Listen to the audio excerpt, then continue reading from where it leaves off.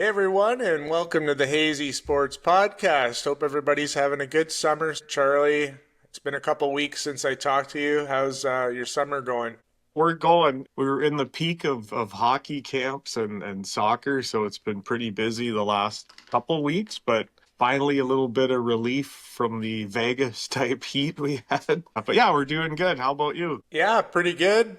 Just getting a little golf in, getting some hiking in, just trying to take it easy since all the wedding celebrations. So it's been kind of nice just having a bit of an open calendar for a few weeks and yeah, kind of relaxing and enjoying it. And to confirm that we talked before we came on here, you are still married, right? And it's not Still not married, yeah. not I've feeling any different. was not feeling any different. Haven't been kicked out of the house yet, so I must be doing something right so far. But no, actually, we just got a bunch of 1,200 photos from the photographer recently. Shit. So it's been quite a process going through there. But she captured some great stuff. I think there's a bunch with the groomsmen that you'll get a kick out of.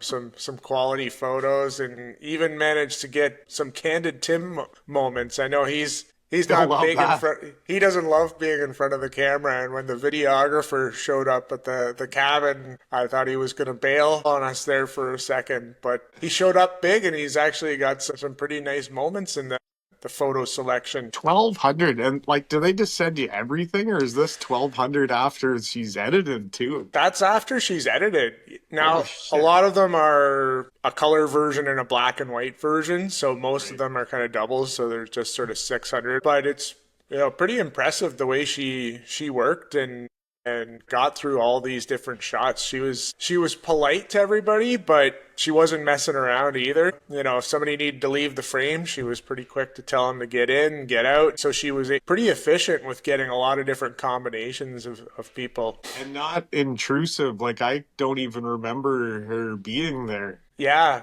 Now yeah. that could be the 19 gin and sodas too, but I don't feel like I remember her, like, popping in and out of stuff. Anyways, Yeah, well, I'm glad. Hopefully, we haven't lost everybody on our deep dive of wedding photography. Anyways, yeah, it's been cool looking through those. But yeah, another thing I wanted to mention is this is our 20th episode here, Charlie. is it? So little mini milestone here. We're kind of wrapping up our season one, 20 episodes, but I did read a stat that said only 10% of podcasts that ever start make it to the 20th episode. That's So pretty regardless good. of the quality of our content here, we are already in the top 90% of podcasts ever created. Did you see? I think it was Rolling Stone put out the list of the top 100 podcasts of all time. We didn't make it, Oh, but they had this list out, and that magazine is a complete pile of shit now. But they had the top 100 of all time, and Joe Rogan's wasn't even in the top 100. So that tells you how great that list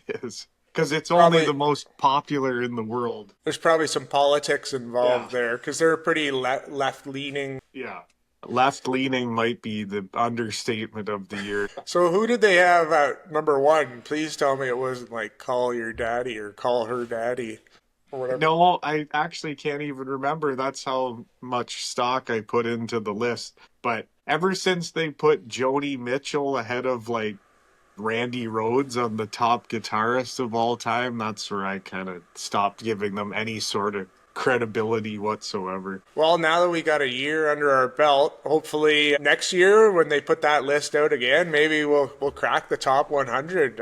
We got 20 episodes in. It's been a ride since the first one we dropped right before the Four Nations there. Appreciate anybody that's been listening along so far. But yeah, we're excited for season two. This is gonna be our last episode of the summer. We're gonna take a little break in August just to relax, do a little dry land training, and come back better than ever in September. We'll be in the best shape of our lives. Isn't that what you're supposed to do at the start of a new season? Yeah, exactly. Yeah, we got to quit drinking, hit the weight room, do our hill sprints, and We'll be firing on all cylinders coming back in September, so that'll be great. Yeah, we're planning on doing some division preview. So for each division, we'll do a preview for the last 4 episodes leading up to the season kickoff, which is slated October 7th. We got a little time to relax and wait, but that's kind of the plan. But in the meantime, we do have some hockey news to talk about. Yeah. It's a bit of a slower month as expected, but I guess the headline from a hockey standpoint is Porter Martone, right on the heels of Gavin McKenna committing to Penn State. We now have Porter Martone committing to Michigan. Just the trend continues. Michigan Oh, State. sorry, yes, Michigan State. But Michigan State, yeah, they were in the Frozen Four this year, so already, one of the top programs. That Big Ten is just stacked, and now Mortone comes in there. What are your thoughts on that move? I think it's pretty crazy. Like, there wasn't any talk about what he's getting as far as any money, and I'm not even sure if he can take money because he's probably signing a entry level contract, but it's just another example of these kids wanting to challenge them. Like, he could easily go back to junior and kick the shit out of everybody again and put up stupid numbers, but just wanting to get that next level of refinement before he makes the eventual step. And not to mention, if the Flyers are kicking around the playoffs towards the end of the season and the NCAA comes in, we saw some of these guys like Ryan Leonard and Zeev Buium and that step in important games late in the season. So I think it's pretty huge for Philly. I was looking into it because I wasn't sure if he had just decided that he probably wasn't going to make the Flyers this year and then decided to kind of go this route rather than going back to the CHL. But apparently it was a conversation he had with Briere and the front office staff at Philly to hugely make this decision, give him one more year to develop at the next step before making a run with the big club. But yeah, they could definitely bring him in for the playoffs if Philly's in the hunt there. They definitely look like one of those teams that's set for a nice bounce back year this year. And we've talked about it already, but just the shorter schedule in the NCAA, a little bit lower risk. And when he gets to January and stuff like that, he's still going to be fresh if they are knocking on the door of a playoff spot. So I think it's win-win for team and player, and obviously for Michigan State. Yeah, so we'll have to squeeze in with our division previews. We're going to have to squeeze in some NCAA previews because I'm almost as excited for that season to start as I am for the NHL, just with all these big signings and kind of the excitement of watching the Frozen Four last year. Yeah, and I was actually, before we got on here, I was looking online, and I don't know if it's hockey database or what. Anyways, one of the hockey sites is now running a tracker of CHL guys that are now going to the NCAA, and there's not the big names, but a lot of good players that you don't necessarily get the headlines that are also making the jump. So it's gonna be CHL better get their shit together here because it's gonna be a mass exodus, I think. Yeah, it's going to be interesting, but we'll stay tuned and watch the development of Porter. Number 6 overall pick this year should be a pretty lethal weapon there for Michigan State. And yeah, Big Ten hockey stacked. I said Michigan by accident. It's kind of interesting. We haven't really heard Michigan in the mix for any of these big NIL moves, but you got to think. Did you hear that it was down to Michigan and Penn State for McKenna, and Michigan was only offering him $300,000, and I'm sure that's not the only reason why he went to Penn State, but you'd think Michigan would pony up for such a, what's going to be a huge draw. Yeah, it makes me wonder with the NCAA. I know obviously football's king at a lot of these schools, but it's hard to tell because we're so into hockey here in Canada. It feels important when a Gavin McKenna goes to Penn State or Martone commits to Michigan State. But does the average Penn State alum or Michigan State alum, is that even on their radar? Like, where does hockey rank, do you think, in the overall scope of these big collegiate sports? But that's probably part of the draw too, right? Like if you're playing in Owen Sound or something, and you're probably getting recognized, and you're probably getting asked to do so much stuff in the community, whereas Gavin McKennick, like you said, can go to Penn State. Probably nobody gives a shit about hockey. He can just sort of have a good time and obviously improve. It's almost like an NHL player deciding to sign in San Jose to get some anonymity in the community and just sort of live your life, as opposed to a Toronto or wherever where it's just a nutcase scenario. Well, that'll be interesting to follow. Big NCAA season coming up. One other news, it's slow season when I'm bringing Jackson Blake up, second in the order of things we're talking about, but. He did have a great rookie season. A lot of the interviews I've heard with other Hurricanes players and people in the hockey world seem to be really high on this guy. I can't say I got a chance to watch too many Hurricanes games to get a first-hand look, but there's a lot of buzz around him, and Carolina just locked him up for 8 years. They also locked up your boy Stanky there for, I think, 8 years as well. They signed Ehlers. They got Miller on defense in the offseason. They've got Aho, Jarvis. They've got a pretty good core there, and I know they're a little on the small side when it comes to facing the Panthers in the playoffs, but in terms of depth and guys that fit that style of play, you got to be pretty happy if you're a Carolina Hurricanes fan with what Yeah, they've done in the offseason.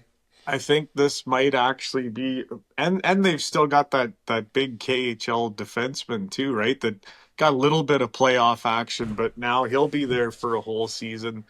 Yeah, they've done some pretty good work, and I thought it little. I don't know. I'm not the biggest Ehlers fan. He's a good player. I thought they overpaid a bit there, but you can't argue with the depth of that lineup for sure. And I didn't realize that Jackson Blake is Jason Blake's son until Wow. till he re-signed. I didn't know that, but yeah. When we were doing the betting there towards the end, he was on a bit of a heater, and when you can find those depth guys that get points, there's a lot of value with guys like Jackson Blake for to score or to get a point or whatever like that. And he was definitely in the top six mix there. So, and what do you get? Five something a year? Like that's a steal for a guy who's Yeah. probably going to put up 60 points. Same with Stankoven, like right Yeah, around that same number for 8 years. And with the cap going up, you got to think 3 or 4 years into these. Those contracts are gonna be crazy great, value. great value. Yeah. So nice work for the Hurricanes there. Rod the Bod's gonna have these guys in the weight room, just busting their ass all year. They're gonna come back pumped up and ready to go. Vegas actually has them on most sites I've seen either the outright favorite to win the cup next year or tied with the Panthers for the best odds to Really? win the cup. So I was a little surprised about that. I Yeah. don't think I'd be slapping my money down on them to win the cup, but Yeah. yeah, definitely, another Eastern Conference Finals would be a pretty good bet. Yeah, for sure. But yeah, not a lot else in the hockey world to talk about. So why don't we shift gears? We'll stick in the sports world here, but NFL camps open up. And Charlie, this is always the time of year where I just start to get that itch. I find, football wise, that is, folks, Yeah. I find by the time the Super Bowl is finished, I'm kind of NFL'd out. Like you're so dialed in for so many weeks in a row, Yeah. so much sports talk about it that by the time the Super Bowl ends, I'm kind of ready for a little break from football. And then it's always right around this time of year where you start to hear training camps are open, and you start to think about that fall and a fresh season and a fresh start and all that excitement comes back to you. So, how are you feeling? So I normally I would listen to like the broad NFL podcast, but I've decided to lock in on a few Bills specific ones. And I never thought I would care about depth battles at training camp, but I'm with you. I'm ready. It helps that both of the teams that we cheer for are contenders again, and especially after so many bad years of Buffalo, Like, I feel like this could actually be the year. I know I'm starting to sound like a Leaf fan here, but I think they've got it all together. They finally got some depth, and I'm ready. Like, I believe there's a football game next week, is there not? And then this is the last week without football. Yeah, the Hall of Fame game is the Lions are actually playing in that. I forget who they're playing against, but Chargers, I think. maybe, yeah. But the Hall of Fame game is usually my cue of when I allow myself to get officially excited about football. I remember in the days when I was like really into the fantasy football, I used to have to force myself to wait at least until August to start buying those magazines because if I started getting excited in early July, it was just too long of a wait. I would drive myself crazy. So I found waiting till August to allow yourself to start to get excited, start to prepare for the season was just the right amount of time. But yeah, I'm the same as you. I've found I get more satisfaction in following the Lions specific podcast than just sort of the generic topics. Like I I can't handle listening to Colin Cowherd, like guys like that, just day after day in the middle of June and July talking about is JJ McCarthy overrated or underrated? Like is, the constant dialogue around Shadur Sanders, a fifth round quarterback Yeah. that hasn't played a game yet. And I feel like there's been hours and hours of coverage on this guy. Or the other ones that drive me nuts, the same, like you're in mid-July and they're giving you their top five QB rankings. Like everyone already knows who's going to be in that top five list. Do we really need to break it down for 45 minutes? So that's why, like, I'm hearing names out of the Bills camp that I forgot were even on the roster that are now fighting for spots, and it's just cool to get a little more in depth. Yeah, I find I was doing that with the Red Wings this year too, listening to a couple of Red Wings podcasts. It just makes it so much more fun when you're watching your team, when you're really kind of have a good understanding of all the depth guys and the behind the scenes stuff. Like I watched YouTube has a really good series Inside the Den. It's kind of like almost like a Hard Knocks sort of thing that the Lions do. But episode one this year was all it was about Dan Campbell's hiring to replace some of the coaches they lost in the off season. And I'm like, I shouldn't be this excited about our running backs coach, but I'm like, this guy's going to have Gibbs and Montgomery fired right up.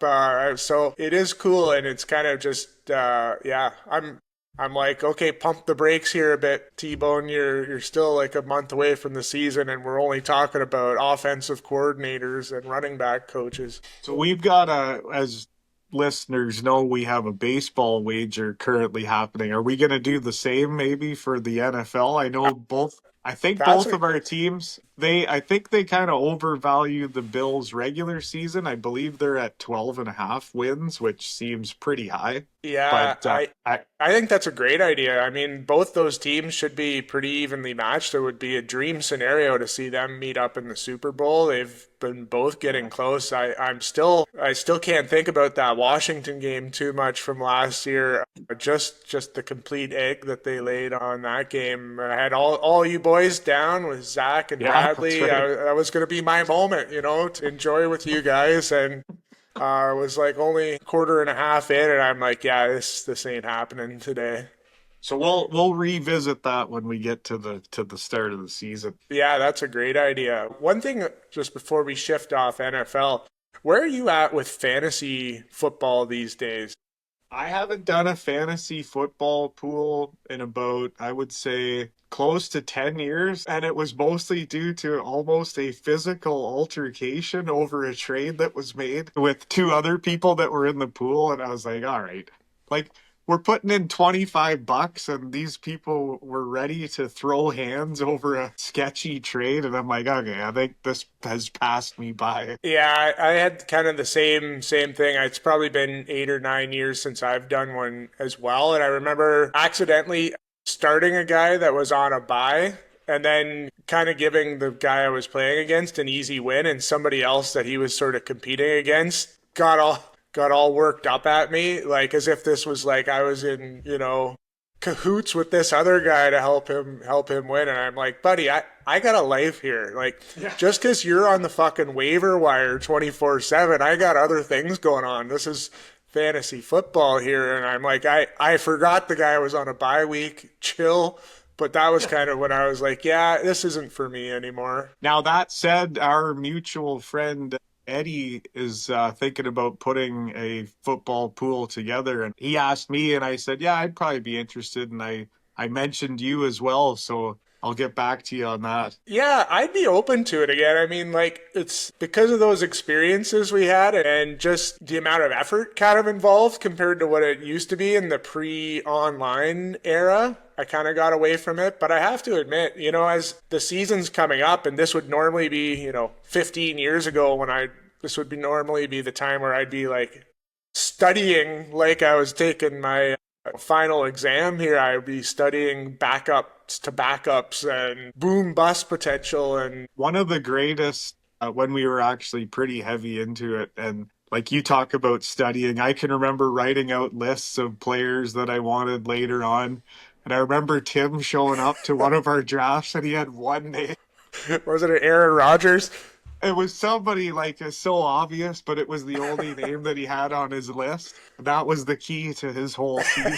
I remember that. It was Aaron Rodgers that he had on his list in his prime Green Bay days. It It was was just hilarious. his, like, I get Rodgers, everything else falls into place. No, yeah, talk to Eddie. I'd be up for getting in one if it's a good group of guys, and yeah, it kind of be fun to get back into it. And speaking of Eddie, he is a season ticket holder for the Brantford Bulldogs, so he wants to get us out to a game this year. He Oh, said the only yeah. cost will be we got to supply the beers, and I said that's not a problem. Yeah, I'd do that anyways. Well,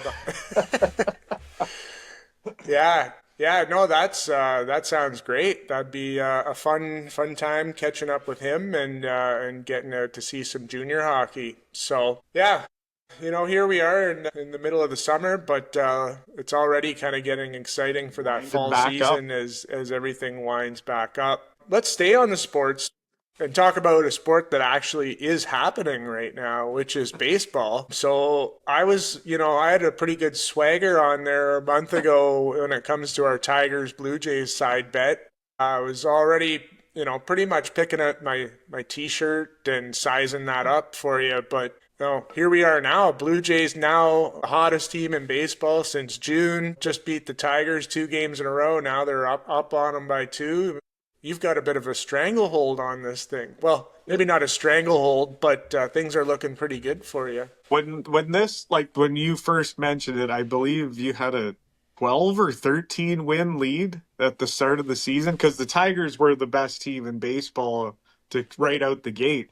And I kind of thought, oh, I'm toast. Like the Jays weren't hitting, nothing was working. And now they've had the best record in baseball since May 1st. And just on an absolute heater. And I'm gonna be honest with you, I still don't understand how. Like it's one of those scenarios where every move they've made has worked since this sort of hot run's been going. And these are guys that like Nathan Lucas, was a career minor leaguer. This Miles Straw, Cleveland actually gave the Jays money to take this guy from him because he was buried in their minor league system. We're still missing our biggest free agent signing, and our Gold Glove center fielder hasn't been playing. He's supposed to be back, I believe, this weekend.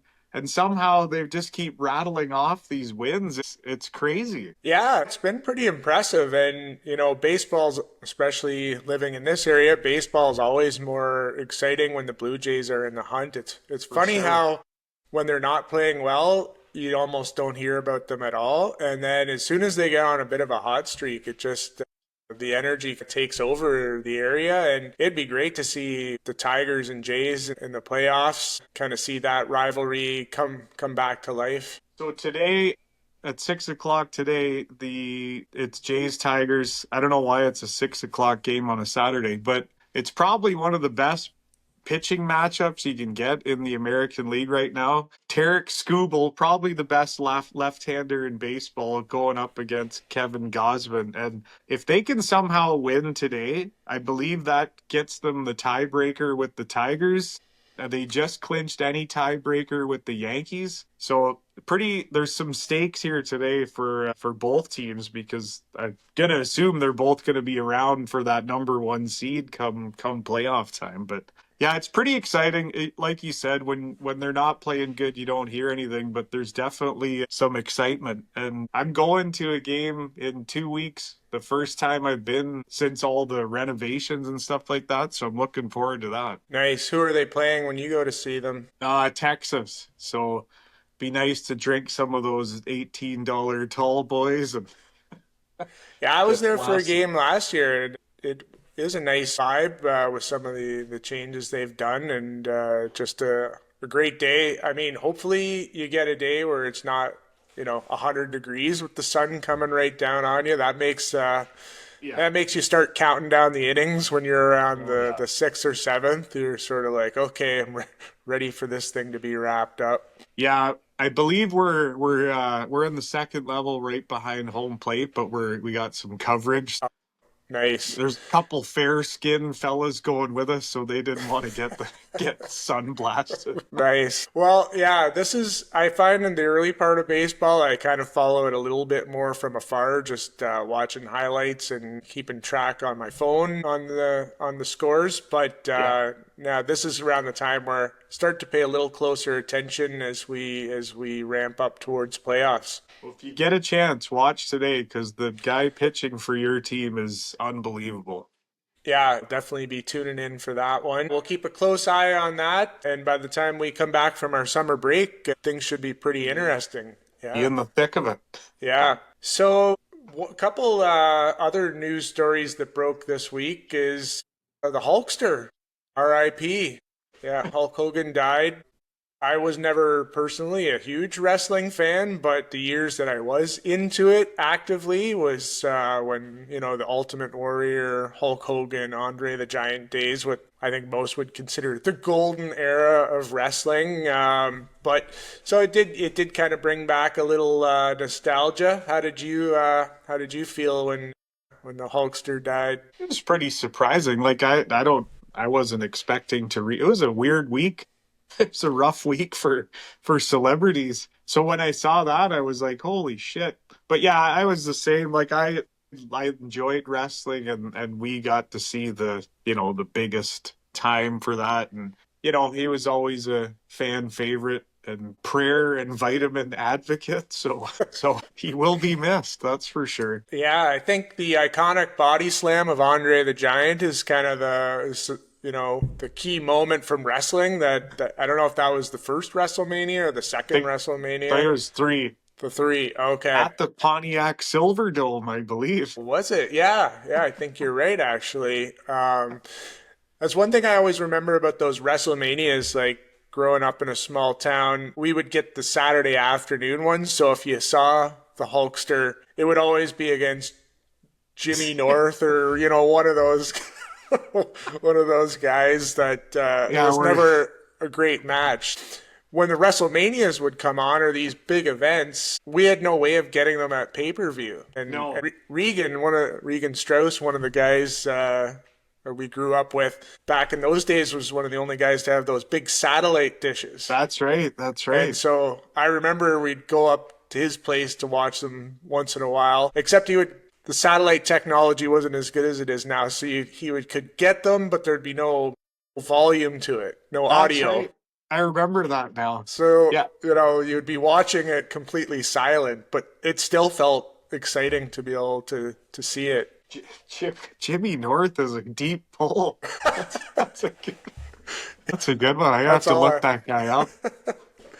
Well, yeah. Did you ever go to any wrestling events? Yeah, I actually saw Hulk Hogan at Maple Leaf Gardens. It was like a surprise thing. My parents didn't tell us what we were doing, and I remember we were just walking down, I guess it would be Carlton Street, and we just kind of walked in. I was pretty young, so I didn't know what the hell was going on. And then all of a sudden we walked out, like walked into the arena, and you walk out and there's the ring sitting there. And it was pretty cool. I remember it, obviously. It was a pretty exciting, that thing. But and then I went once later on when the Steve Austin era was going. It's an entertaining show. I can't for the life of me understand how it's still as popular as it is. Like I loved it Yeah. as a kid, but I don't, they pan out into the crowd and its majority is adults and I just don't get it. But Yeah, I struggle with that too. Like, I mean, I was into it probably from the age of like 10 to 13. As soon as you hit high school, you're kind of lost yeah. lost interest. When I was in college, we had a little spell during the Stone Cold era, Monday Night Raw, where we would get together and watch it, but it was almost more for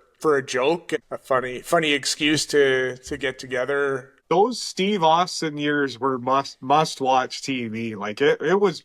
I'm not gonna like obviously the wrestling, whatever, but the shit that happened outside of the wrestling was hilarious. Like they had a good few year run there where you couldn't miss it because something crazy was gonna happen. Yeah, it was comedy gold at Yeah, that time. exactly. Well, R.I.P. Hulkster, you gave us some good memories, and we'll always remember you for the song and the big slam of Andre the Giant. So, yeah, other news, obituaries. Not to bring too much of a downer on the podcast. Ozzy passed away this week too. So kind of crazy. We just talked about him in our last episode when they had finished their final tour with Black Sabbath, his kind of farewell tour. Kind of nice, after talking about that, kind of great that he got that moment in, and that's kind of one of the last sort of memories we'll have of him.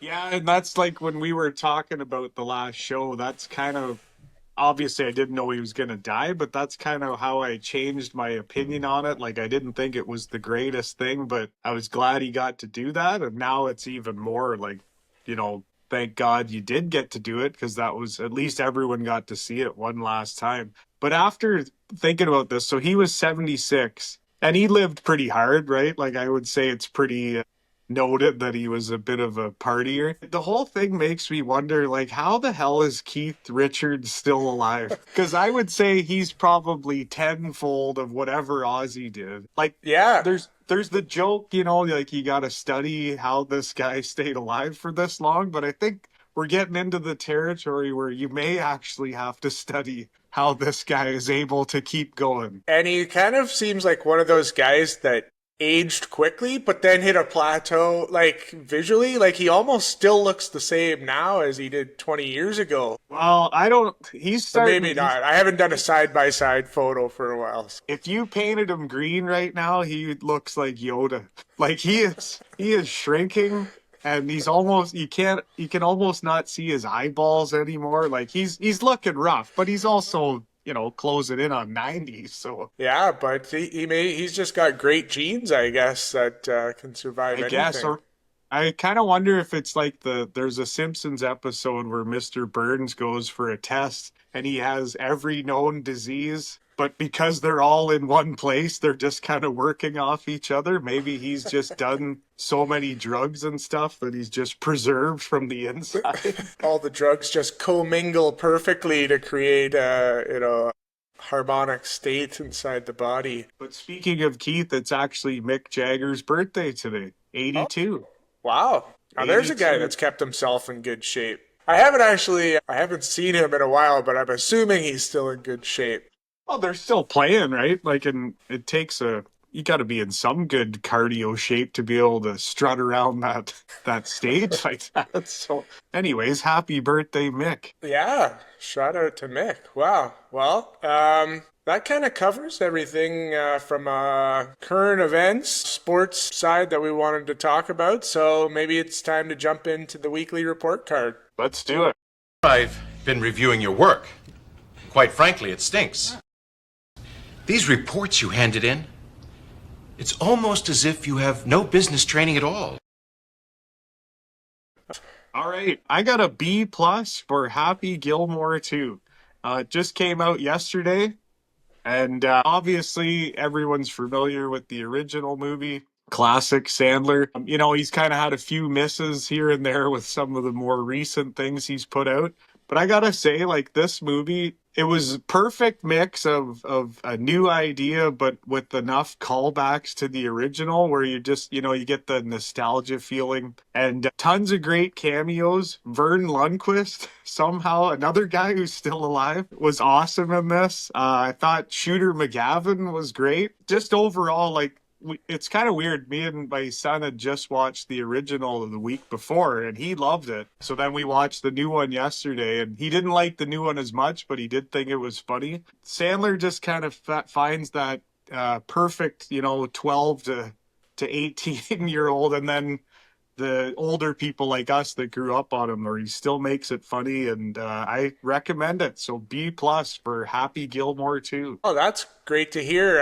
I was worried that that was going to be really bad. I thought it could either be solid or absolutely horrible. So glad to hear it kind of went the other way. I mean, it's not going to win any awards, but it's worth watching. We'll say that. Okay, yeah, well, let's keep it on the movie review spectrum here, because I've got an A+ for the movie Major League. Now, this one goes back a little ways, but just with all the baseball talk that we've been having, I went back and I've seen this movie quite a few times, but this is probably the first time I had watched it in 8 or 9 years. It holds up so well. It's very rewatchable. It just captures everything you love about baseball. So it's got that nostalgia, it's got the rewatchability, it's got a lot of classic actors that were coming up at the time. Some great one-liners. I put it on thinking, is this going to seem a little like dated watching it again now? And I loved it. Bob Uecker's awesome in that. Absolutely. Yeah. I think that's what I liked about it is like it had the authenticity. Like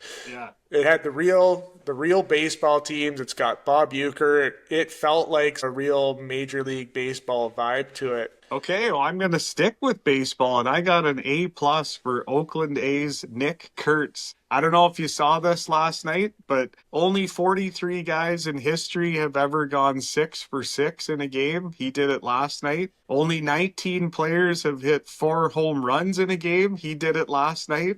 He was 6 for 6 with 8 RBIs and 4 home runs. Just like probably one of the greatest hitting performances in the history of baseball. So Nick Kurtz, A+.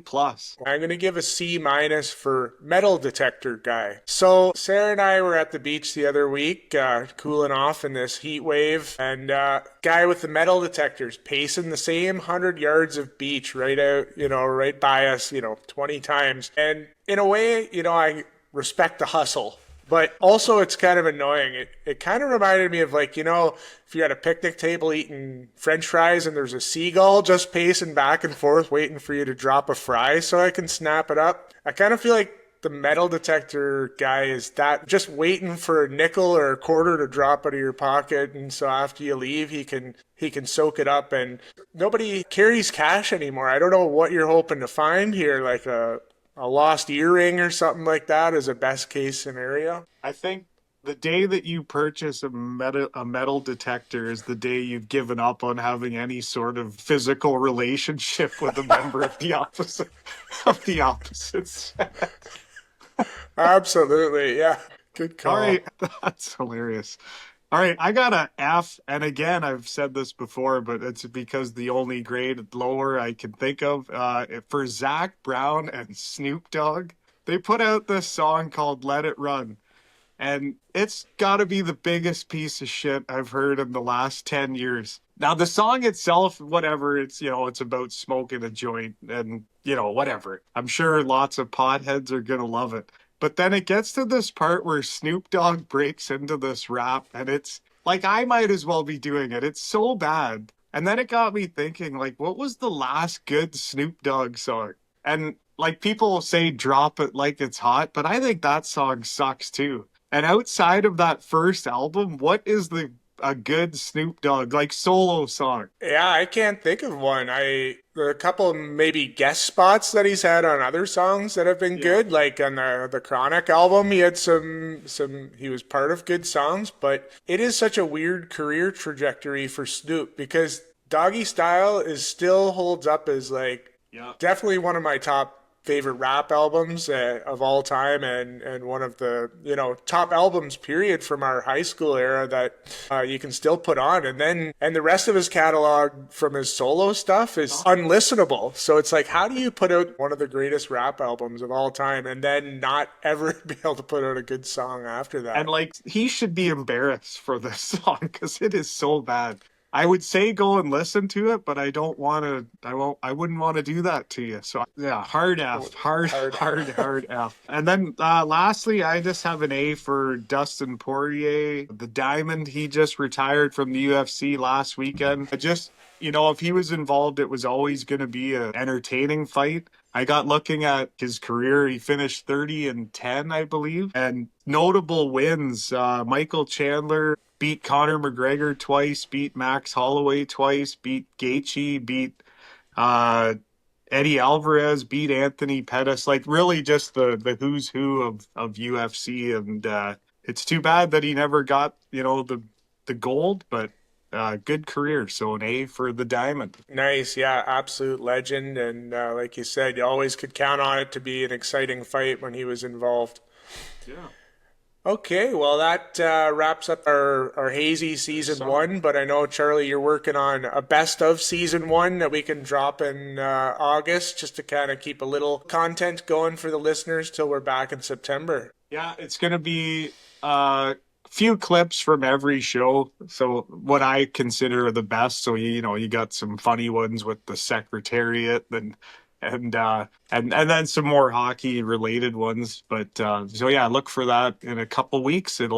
It should be out. Cool. Well, we'll wrap things up here. Enjoy the baseball today. Enjoy, the next little home stretch of ball that we've got. Enjoy the hockey camps and everything else you got going on with the kids. We're heading to the cottage here first week of August, so that'll be nice. We'll plan on getting together for a couple beers to do a little season 2 planning when we get back from that. To all the listeners out there, thanks for being part of this for 20 episodes. Hope you've enjoyed it, and we're excited to get back into things for season 2, and hope you stay on board for the journey. In the meantime, have a great summer to everybody out there. Enjoy the time with your family. Enjoy the sunny weather, and we'll talk to you in September.